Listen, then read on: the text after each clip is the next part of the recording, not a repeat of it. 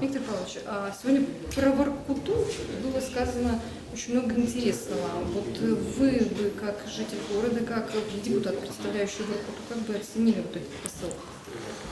Но я бы не сказал, что очень много было сказано интересного. Сказано было ровно то, что Воркуту нужно развивать как форпост Заполярья.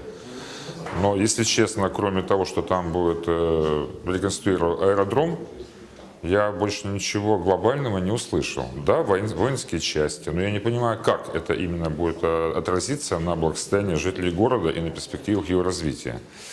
Чтобы говорить о освоении Заполярья, хотелось бы видеть четко сформированную финансовую программу, финансово-экономическую. Тогда можно будет говорить действительно о развитии Арктики. Пока есть неплохие намерения, да, развить аэропорт, да, воинские части, да, позитивно, да, здорово. Но назвать так глобальными вещами, ну, наверное, я бы воздержался. Что-то еще для себя отметили?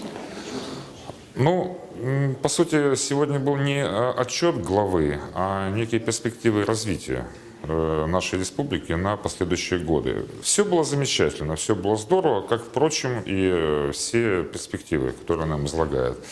Если хотя бы больше половины этих перспектив воплотится в жизнь, я думаю, да, действительно, республика это почувствует. Однако, вы знаете, у главы есть, это чувствуется, и желание, и силы, и возможности добиваться, но без команды ему будет крайне тяжело. Причем не без команды исполнителей.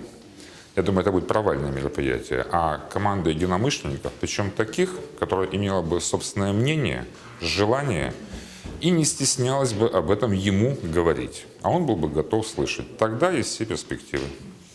Спасибо. Спасибо. Не убегайте.